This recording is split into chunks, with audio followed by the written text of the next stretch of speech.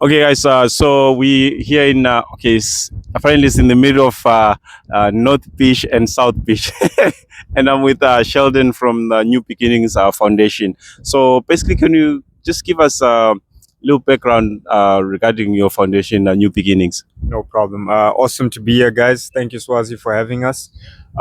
Basically, New Beginnings is a Christian organization which was initially started by my wife and I many, many years ago. But unfortunately, due to circumstances, we never followed it through. But now, being here in Durban with Calvin and Trifina, we have obeyed the call of God and we have pushed towards this. And New Beginnings is basically something that we want people to understand, that where you are right now in your life, the difficult situations that you're going through, the trials that you're facing, it's not the end. You can have a new beginning. On Durban streets, we see a lot of people that are suffering, a lot of people that are going through hard times. And we just want to get sponsors in, we want to get donations in, and we just want to get out there and we just want to show people that, hey, you know what, it's not the end. That you can start over. There is a better way. So that's what New Beginnings is all about. And just to try and build off the foundation that you're laying right now, because I think most people, what happens is there's that shame, when it comes to, for example, like I'm coming from a place where financially I had speed humps and potholes, and so when you go through that, it's there's shame associated to that with that, and we tend to forget that how God uses people. He actually calls you from the situation that where you're suffering. Then he actually deploys you in that very same field and say, okay, now go back and So I think it's very much needed. It's similar to what we are doing as Money Mastery Simplified. So you talk about new beginnings, like literally, and earlier you talked about answering or listening to what God says. When He assigns you, you say, okay,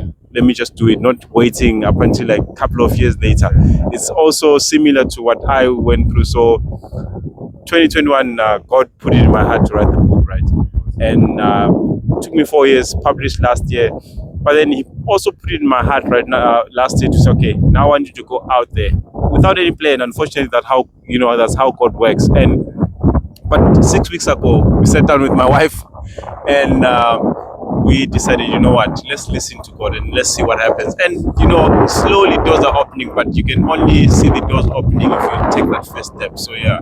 Absolutely. What you're saying is so profound, because at the end of the day, had you not understood the principle of the fact that you can start over, you would have been in a worse situation than you are now. And it's so amazing what you said, that God will use you. He will put you in a situation and use you to go back in that same situation and help others. Because from where I was personally, the things that I have done and the things that I've been going through and still going through, but one thing that I've come to learn is that when you understand that the shame that you feel is not of God, it's not of anything else, but it's just a hindrance or an obstacle that is keeping you from understanding that you can overcome it. You can have a new beginning. You can. It's a shame that you feel that hides you away from the door that's open. So what New Beginnings wants to do is the fact that we want to say, what you're going through is fine. The shamefulness that you feel, it's only human. We understand.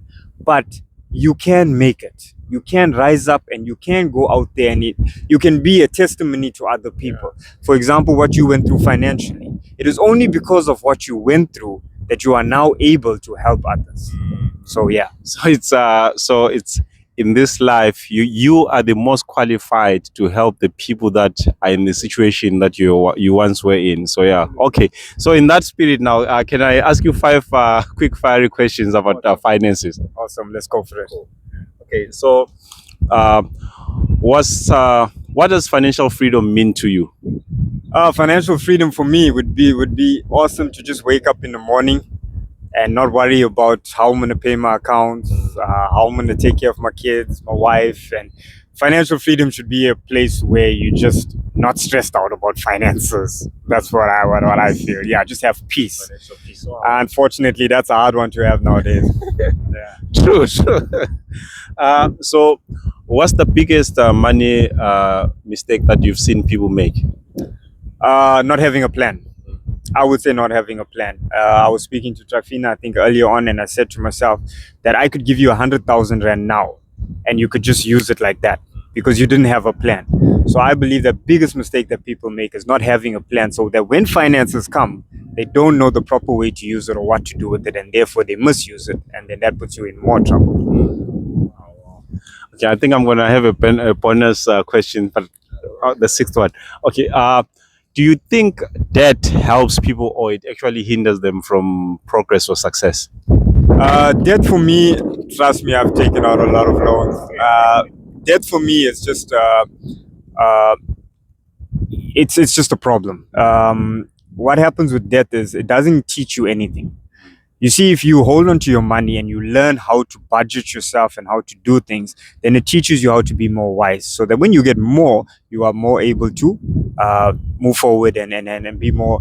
But with debt, what happens is when you go and you take out loans and things like that, you're skipping the learning process. So the easier, I'm getting paid at the end of the month. Let me go and take out a loan for 20,000. When you get that loan, you realize now that you have to pay up double, triple, and then you just keep on digging. With debt, the hole just keeps on getting bigger and bigger and bigger. So my advice with regards to that is, if you don't have any loans, don't take out loans. If you in debt, find the quickest way to get out of it. When I say quickest way, I mean the smartest way to get out of it, because debt won't take you anywhere. Wow. So you touching about the. I always tell people that it's we tend to have this mistake that it's about the destination. Forgetting the journey is more important than the destination. And if you touch on the Bible, so when you read about who's the wisest king in Israel, king, the was not the wisest, sorry, the one king that was like, wow. Wasn't that Solomon? So that would be King David. Wait. Not wise, but the king that was. Oh, like, you mean like the main king everybody main king talks was like, about? wow, Yeah, King David. So with King David, if you actually read the Bible, he was anointed king. So right then, the God has said, "You are now the king of Israel." But it took him 20 years to actually sit on the throne of Israel. And within that 20 years, what he went through, it was actually strengthening him to be ready for the burdens that were coming his way when he eventually now sits on the throne. And we tend to forget that, we just want, I just want a cup, poof, and skipping the process. So no, thank you so much about that. Would you say you are in control of your money, or is it controlling you? Currently, at the moment, we'll come back to tap into that debt question as well. Most of us are controlled by our money. Trust me, I've had good jobs. I've been living in good places. I've ended up on the street without any money. So I can honestly tell you, once money starts controlling you, it never ends well. So nowadays, what I see is that everything is controlled by money. And it's a very sad thing, because you tend to lose your humanity, you tend to lose your wisdom, you tend to lose your family. We are all driven by what we need. We need clothes, we need shelter, we need food, we need these things. But once money becomes the main source of what we focus on, then we lose ourselves. Yeah. So what's the one money lesson that you wish you had learned earlier in life? well, that's a tough one. I would think that it would be to skip the process of the shortcut. I think when I started to make money, I always skipped. Went for the quick one. So taking out loans, taking out debts, being in debt, and then also, like I said, it doesn't give you wisdom. So I wish I knew what I knew then, in the sense of how to control money, how to not make it the source, how to be more wise in my spending.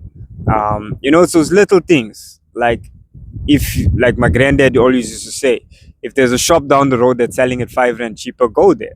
You know what I'm saying? Things like that. So sometimes you have to inconvenience yourself for the better run. So when it comes to money, the one lesson that I would like to leave with everybody is just be wise. If you can't be wise with money, seek it from the older people, because they know best. Yeah. So okay, cool. And now, okay, so I'm just gonna ask the bonus question, right? If say someone transferred 2 million into your account, would you say you are a millionaire or you have a million? Never thought about it that way. I'm trying to get people to look at it as in, is having and being the same thing?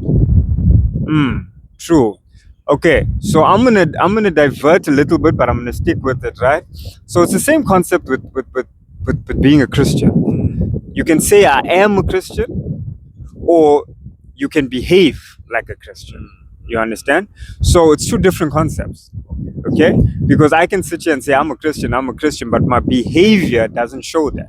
So I rather not say anything and show you that I'm a Christian in the way I act, in the way I speak, in the way I go about doing God's work. So in that sense, I would think that to be honest, I would rather not say anything. First of all, I'll be getting too many phone calls if I mention a million. They'll be like, you're a millionaire now. No, but I think being a millionaire is different than having a million. Because being a millionaire, you're making a statement saying that, for me, this is making a statement that this is who I am. But having a million means that I can blow it just like that. You know, something I have now, and then it's something that's going to be gone. But this million is who I am, kind of. If you lose it, you can always make it. I can make it again. Absolutely. Okay. No, bro. Thank you so much, and good luck with everything with new beginnings Awesome stuff. and the rest of your team. Thank you so much, guys.